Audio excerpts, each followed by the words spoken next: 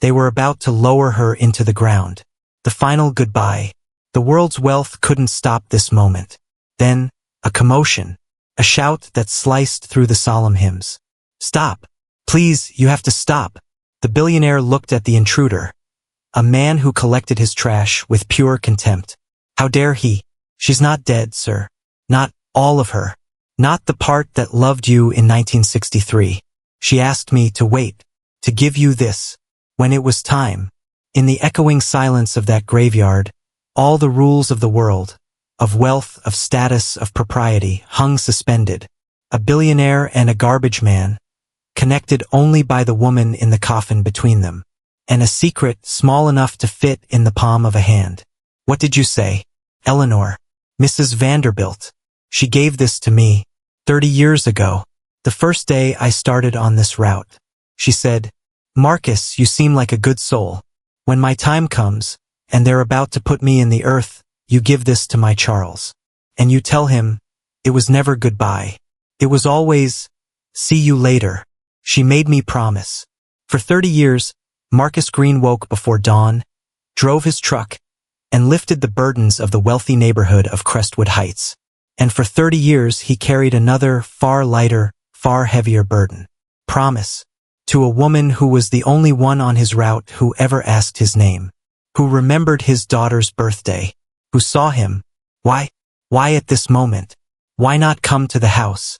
To the office? She was specific, sir. At the very end, she said. When he thinks it's all over.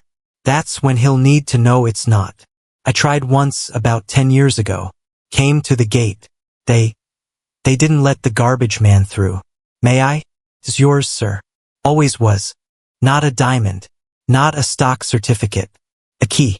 And a note so old the paper had become soft as cloth. Where does it go? She said you'd know. She said, he'll remember the lock. And in that moment, the scent of damp earth was replaced by the ghost of coal smoke and newsprint. The mournful gray of the sky melted into the warm, dusty gold of a September afternoon in 1963. The key was a skeleton, unlocking not a physical door, but the deepest vault of his heart. The service is paused. Indefinitely. Take her home. Please. The crowd erupted in murmured shock. But Charles Vanderbilt was no longer listening. He was already 60 years gone, standing on platform 7, watching his future walk away. To understand the end, you must understand the beginning. Not the beginning of wealth and power, but the beginning of them. Charles wasn't always a billionaire. He was a boy from Queens with a head full of numbers and a heart full of poetry, working summers at his uncle's brokerage, saving every penny. And Eleanor was art. She was a painter, working as a waitress at the station diner to pay for her classes at the Art Students League. That's a lot of arrows. Planning an invasion? No, just trends. Down. It's what I do. Seems a shame.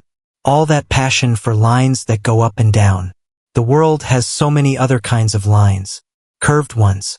Grand ones. He fell in love with her in that moment. Not because she was beautiful, though she was with eyes the color of a stormy sea, but because she saw a world of curves in his world of angles. For 6 months, Grand Central was their universe. It was a castle, a museum, a sanctuary. Their love grew in the liminal space between arrivals and departures, a promise built not on stability, but on the faith that they were each other's destination. And then, the unthinkable happened. My uncle, he's had a heart attack. The firm, it's in chaos. There's a partner trying to seize everything. If I don't go to Chicago tonight, right now, to secure the accounts, we lose it all. Everything my family built. Then you go. Come with me. Get on the train with me. We'll get married in Chicago. My scholarship exhibition is next month. Charles. It's my one chance. If I leave now, I don't know if that part of me ever comes back.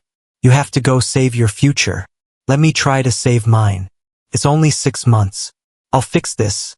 I'll come back, and we'll start our life. I swear it.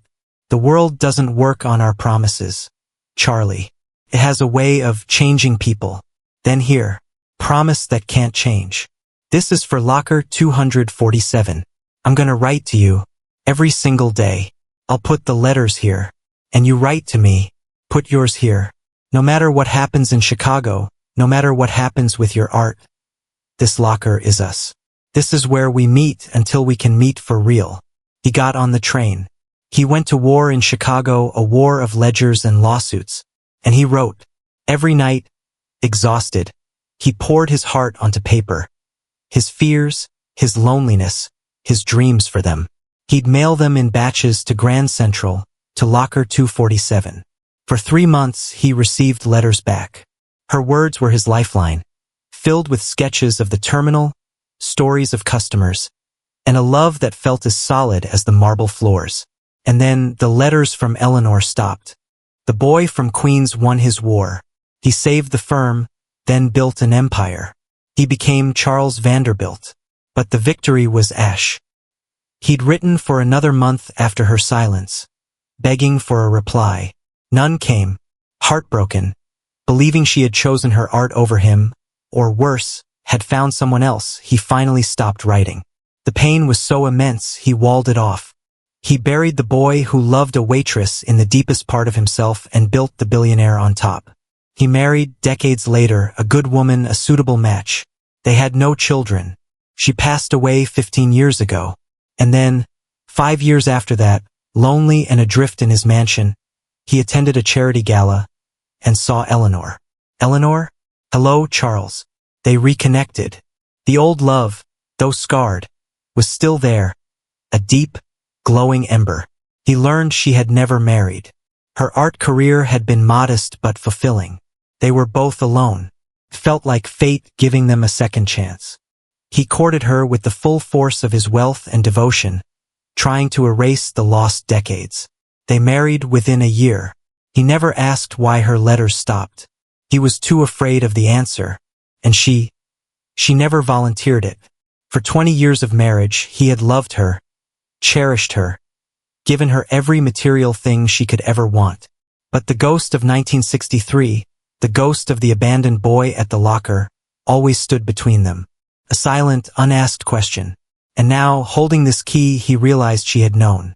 She had always known it was there. And she had arranged for its answer to be delivered from beyond the grave. His heart hammered against his ribs like a trapped bird. The sound of the terminal faded to a distant roar. Here it was, the altar of their young love, the tomb of their misunderstanding. He fumbled with the key. Fit perfectly.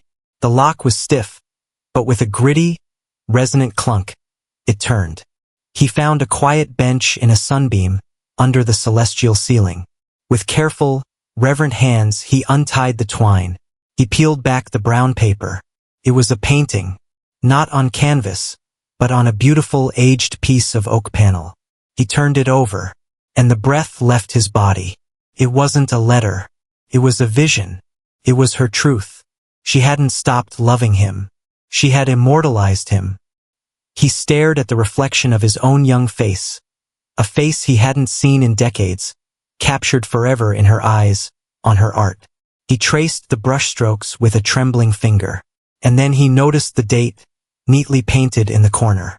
November 1963. She painted this after his train left, after the silence began.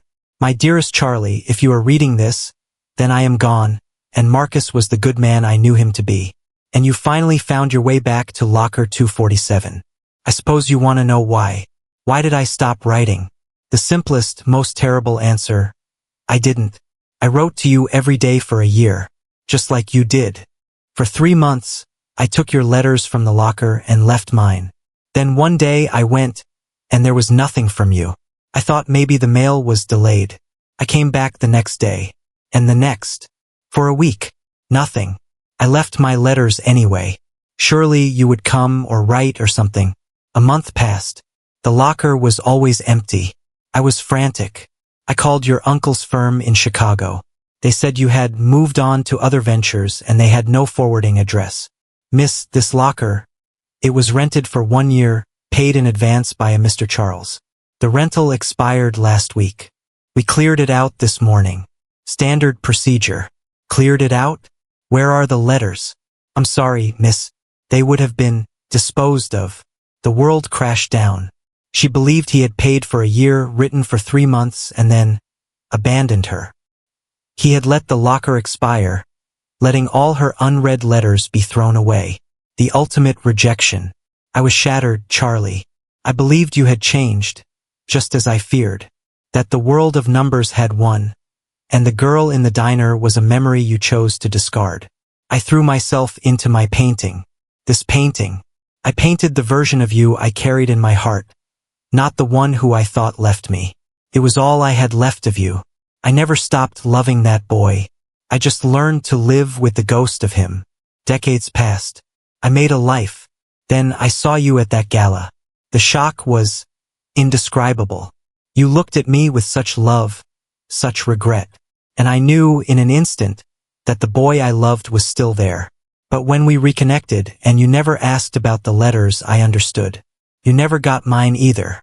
Terrible, stupid, tragic mistake. A bureaucratic error. An expired locker. I realized you must have thought I had stopped writing. That I had abandoned you. The pride of the young man you were, now magnified by the power of the man you'd become, kept you from ever asking. And my own pride, my own deep wound, kept me from telling. So I decided, if we couldn't have the truth in life because we were both too proud, too scarred, I would give it to you in death. I would make sure you knew. I loved you from the moment I saw your silly arrows on that napkin. I loved you when I thought you left me. I loved you when I found you again. And I love you now, as you read this. It was never goodbye, Charlie. It was always see you later. Keep this painting. It's the truth. The real us. The one that never got on separate trains. All my love. Forever. Your Eleanor. The billionaire sat in the middle of the rushing city, holding the only treasure that ever truly mattered. The garbage collector had not delivered trash. He had delivered a lost soul. He had delivered absolution. The secret wasn't in the locker. It was in the keeping of the promise. Marcus, the invisible man, had been the guardian of the most visible love. A love that needed no fortune, no status, only the faithfulness of a good heart to finally find its way home. 2 things. First, find Marcus Green.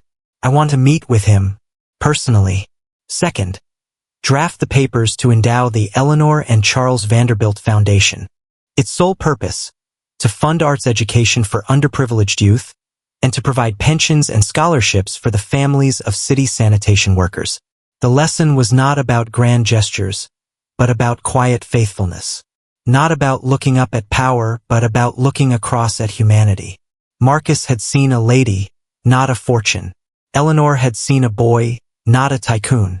And in the end, Charles finally saw that the richest places on earth aren't boardrooms or mansions. They are dusty train stations, quiet locker corners, and the promise-keeping heart of a garbage man who taught a billionaire that love, once truly given, never goes to waste.